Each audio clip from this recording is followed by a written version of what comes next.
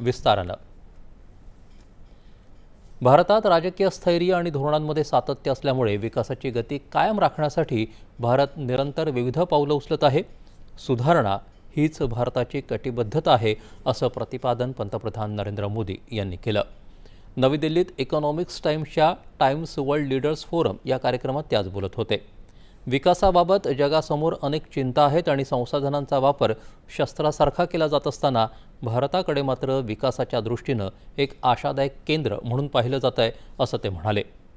गेल्या काही वर्षात जगानं अनेक चढउतार पाहिले आणि या अनुभवांनी एक गोष्ट स्पष्ट केली की आपल्याला ते मान्य असो वा नसो, प्रत्येक देशाचे भविष्य एकमेकांशी जोडलेले आहे। एकाकी राहून काही साध्य करणं शक्य नाही, असं पंतप्रधानांनी सांगितलं। पूर्वीच्या सरकारांच्या काळातील परवाना राजमुळे बेरोजगारी वाढत असे। उत्पादन आधारित प्रोत्साहन मॉडेल आता नवीन संधी निर्माण करत आहे। आम्ही केवळ नियम बदलत नाही, तर नियमविषयक संपूर्ण धोरणच बदलतो आहोत, असं पंतप्रधानांनी नमूद केलं। लोकांना टंचाईच्या स्थितीत ठेवणं हे आधीच्या सरकारांचं धोरण होतं, जेणेकरून मूलभूत गरजांसाठीही त्यांना सरकारकडे याचना करावी। मात्र आज आमचं सरकार लोकाभिमुख, विकासपूरक आणि प्रगतीला चालना देणारी धोरणं आखत आहे, असं सांगत सरकार आणि नागरिक यांच्यातील संबंध संशयावर नव्हे तर विश्वासावर आधारित असावेत, हे पंतप्रधानांनी अधोरेखित केलं।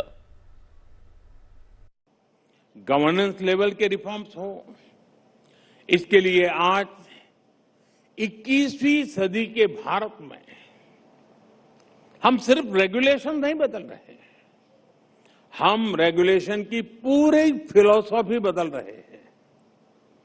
पहले रेगुलेशंस की अप्रोच थी प्रोहिबिटेड अनलेस परमिटेड, यानी जब तक सरकार इजाजत न दे तब तक आप वो काम नहीं कर सकते।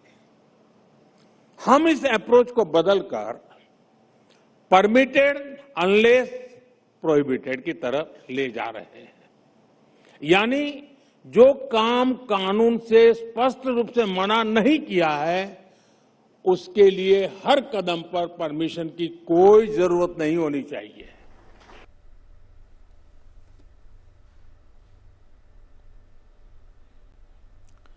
पंतप्रधान